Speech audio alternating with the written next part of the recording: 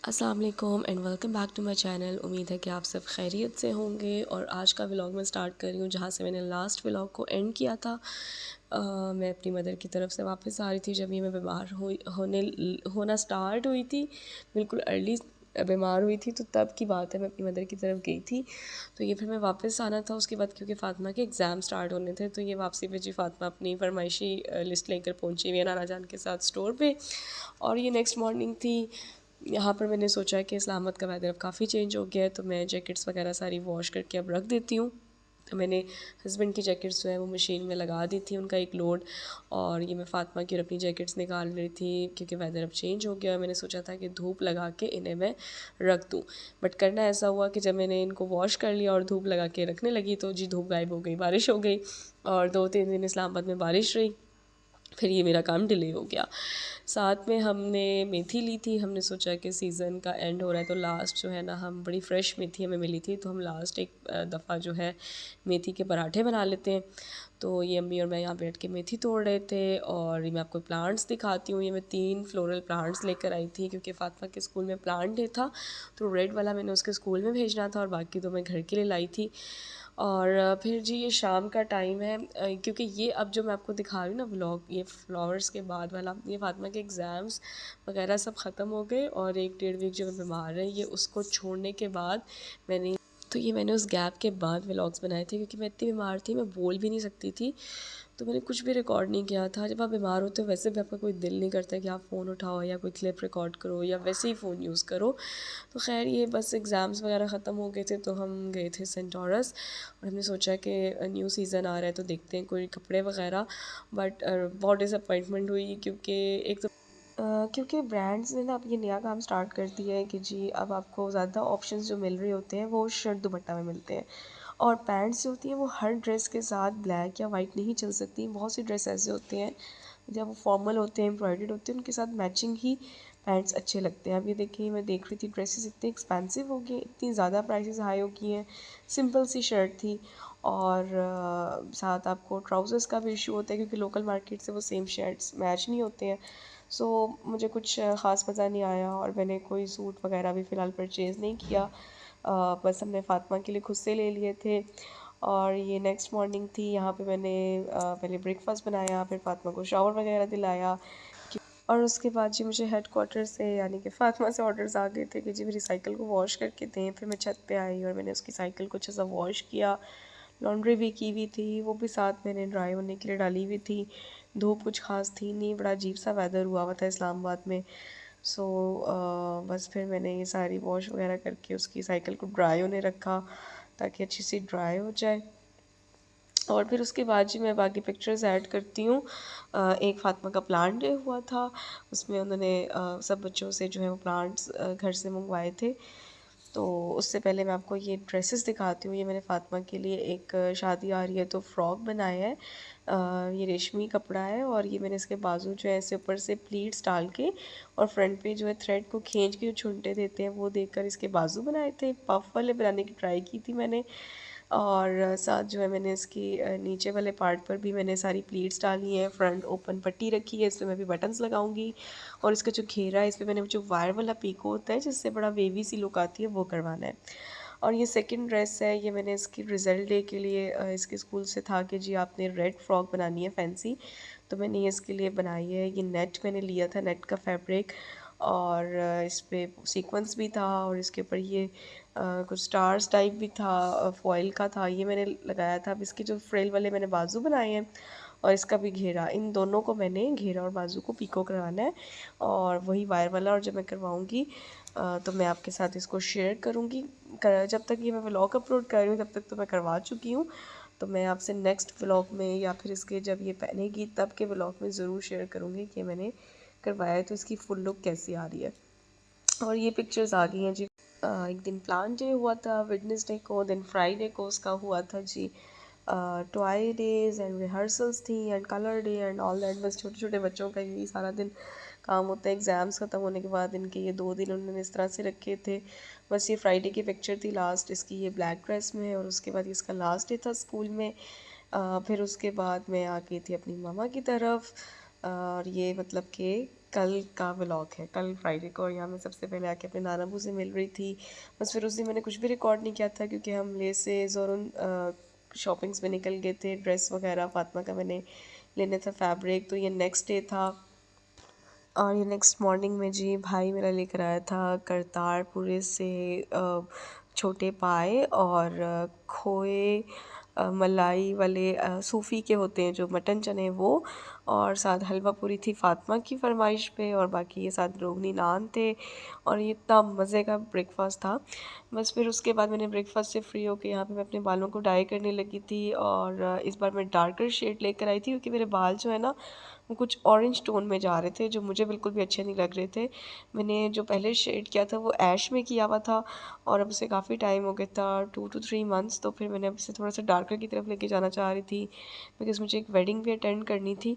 तो यहाँ मैंने डाई वगैरह लगा के अपने बालों को मैंने छोड़ दिया। और उसके बाद मैंने फ़ातिमा के लिए जी यहाँ पे मैगी नूडल्स बनाना स्टार्ट कर दिए क्योंकि उसे भूख लग गई थी। और फिर मैंने कहा कि चलो मैं ये बना के इसे खिला दूँ ताकि फिर मैं इजीली अपना जो है ना वो बालों को वॉश कर सकूँ। साथ साथ जो है वो मेड सफाई वगैरह कर रही थी।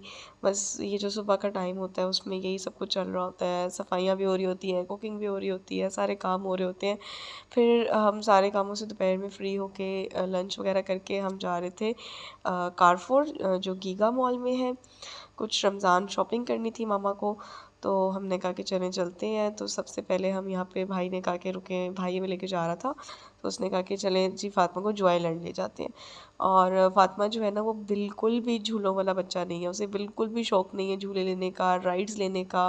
और वो इतना डरती है और इतनी चीखें मारती है ना, तो बस जो ही उसे पता चला जी हम इधर आ गए हैं तो उसने पहले अपना मूड ऑफ कर लिया बिकॉज़ उसे लगा कि जी हम तो उसे राइड्स पे ले जाएंगे और वो राइड्स पे तो जाती नहीं है। और मुझे इतना अच्छा लगता है झूले लेना, राइड्स लेना, और ये देखिए यहाँ पे इसका मूड कितना ऑफ था। और फ़ातिमा को बिल्कुल भी शौक़ नहीं है। समटाइम्स मैं सोचती हूँ कि बच्चे रो रहे होते हैं, ज़िद कर रहे होते हैं कि हमने राइड्स लेनी है, हमें यहाँ से ना उतारा जाए, और हमारी बच्ची रो रही होती है, ज़िद कर रही होती है कि प्लीज़ मुझे राइड्स पे ना लेके जाओ। सो यहाँ पर मैं देख रही थी, मैं जॉयलैंड में मैं पहली दफ़ा आई हूँ। मैं हमेशा अयूब पार्क जाया करती थी बिकॉज़ वहाँ एनिमल्स वगैरह होते हैं, फ़ातिमा उनमें ज़्यादा इंटरेस्ट लेती है तो मैं उसे फिर वहीं लेकर जाती होती हूँ। बट जॉयलैंड में मेरा फ़र्स्ट टाइम था और मुझे बड़ा मज़ा आया। बहुत अच्छी राइड्स थी यहाँ पे, बहुत अच्छी थीम थी यहाँ पे, फ़ोटो बोट्स बहुत अच्छे बने हुए थे। और मुझे बहुत अच्छा साफ़ सुथरा लगा फैमिलीज़ के लिए, बच्चों के लिए। और जो आजकल एक गोल्डन मैन और सिल्वर मैन इतने इन हुए हैं तो वो यहाँ पर भी थे, हर जगह ये अब आने लग गए हैं। ये देखिए ये फ़ोटो बोट्स इतने अच्छे बने हुए थे, यहाँ पर आप फ़ोटोज़ वगैरह लें बच्चों के साथ और अपनी भी लें। तो यहाँ पर एक एरिया था, मेरे माइंड से उसका नाम निकल गया है, जिसके अंदर बच्चों के लिए जो जैसे फ़न सिटी होते हैं और इंडोर गेम्स होती हैं, इंडोर जो राइड्स होती हैं वो बच्चों के लिए बनी हुई थी। तो ये सुपर स्पेस थी आई गेस इसका नाम। तो यहाँ पर फिर हम फ़ातिमा को लेकर गए थे अंदर, और यहाँ पर बहुत अच्छे जो हैं वो राइड्स थी, बहुत अच्छी गेम्स थी। और फ़ातिमा को उसमें जाके फ़ातिमा का जो है ना वो फिर मूड अच्छा हो गया था और उसने उनको एंजॉय भी किया था। आगे मैं आपको दिखाऊंगी। ये अच्छा बना हुआ था। हाँ, बट ये था कि क्योंकि अभी वेदर चेंज हो रहा है तो अभी एयर कंडीशन जो सिस्टम होते हैं वो नहीं ऑन हुए हैं हर जगह पे। तो उसकी वजह से ये था कि काफ़ी अंदर मुझे सफोकेशन लग रही थी, रश था, बच्चे इतने सारे आए हुए थे, उनके पेरेंट्स होते हैं साथ, तो मुझे उसमें गर्मी लगना स्टार्ट हो गई थी। तो अभी जो है ना थोड़ा सा है, आहिस्ता आहिस्ता जैसे ही वेदर चेंज होगा तो ज़ाहिर बात है एसीज़ वगैरह ऑन हो जाएंगे तो फिर ठंडा होगा। तो यहाँ पे डिफरेंट गेम्स थी। इस तरह का जो है इंडोर इस्लामाबाद पिंडी में काफ़ी जगहों पे बने हुए हैं, सदर में भी हैं और सेंटोरस में है और E11 में है। तो अच्छे हैं, बच्चे अगर एंजॉय करते हैं और बच्चे देख लेते हैं, लेकिन मुझे लगता है कि बच्चों को जो आउटडोर गेम्स हैं उसमें ज़्यादा पार्टिसिपेट करना चाहिए। खैर आजकल के सब बच्चे जो हैं वो अपनी अपनी उनकी वो है मर्ज़ियाँ हैं और अपने अपने उनके शौक़ होते हैं। तो यहाँ पे फ़ातिमा को ये एक पसंद आ गया था, इसके अंदर बॉलिंग करनी थी और ये उसको बहुत मज़े की लग रही थी और ये उसने बहुत ज़्यादा इंजॉय की बहुत शौक़ से। और सबसे मज़े की चीज़ ये होती थी कि जब वो बॉल आने का वेट करती थी तो वो नीचे बैठ के प्रॉपर अंदर झाँक कर देखती थी कि बॉल कब आएगी, बॉल कहाँ गई है और कितनी देर लगेगी उसको आने में। तो बड़ी खुश होके खेल रही थी और उसे बहुत मज़ा आ रहा था, उसने एंजॉय किया इधर। और हमने भी कहा चलो चलो कोई तो चीज़ एंजॉय कर रही है ना। मामू जो है उनका जो एक था कि भाई मैं अपनी भांजी को लेके जा रहा हूँ इधर जो आइलैंड में, तो पहले तो बड़ा परेशान हो गया कि ये क्या, ये तो रोना धोना मचा दिया इसने। लेकिन बाद में वो देख के वो भी थोड़ा हैप्पी हो गया कि चलो शुक्र है इसका मूड अच्छा हो गया। बच्चों का ऐसा ही होता है। और फ़ातिमा का तो ये था कि चलो जी एग्ज़ाम्स वगैरह ख़त्म हुए तो जी मौजें हो गई हैं, क्योंकि वो जो होता है उसको कि बस बाहर घूमना है, बाहर जाना है, आउटिंग्स करनी है और ये उसका फेवरेट काम है।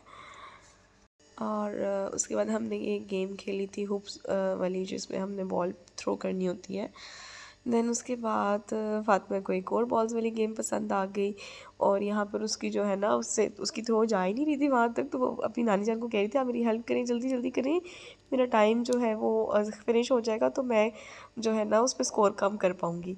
तो अपनी नानी जान और अपने मामू की हेल्प ले रही थी। खैर उसके बाद जो है हम निकल गए थे कारफोर गीगा मॉल के लिए। तो ये मैं अमेज़न मॉल का थोड़ा सा क्लिप रिकॉर्ड किया था, काफ़ी प्यारा लग रहा था और अच्छा लग रहा था। फिर हम गीगा मॉल की तरफ आए तो वहाँ पे कुछ कंस्ट्रक्शंस हो रही थी, उन्होंने उसका जो है वो एंट्रेंस जो है थोड़ी सी डाइवर्ट की हुई थी और काफ़ी जो है वो रश हुआ हुआ था। और शायद वो ये था कि एक तो वीकेंड था, सेकेंडली रमज़ान भी आ रहा है और वैसे भी मंथ स्टार्ट हो रहा है तो ग्रॉसरीज लोग कर रहे हैं। तो बस यहाँ पर मैं अंदर आए थे तो हम यहाँ पर देख रहे थे थोड़ी क्रॉकरी वगैरह की तरफ। और कुछ जो है मुझे प्लेट्स मैं देख रही थी और वो अच्छी प्लेट्स थी, ब्लैक कलर में मैट थी।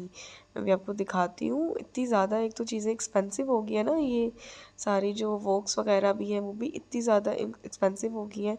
सो ये प्लेट्स थी, ये मतलब इतनी कोई बड़ी साइज़ की भी नहीं थी, नॉर्मल साइज़ की थी।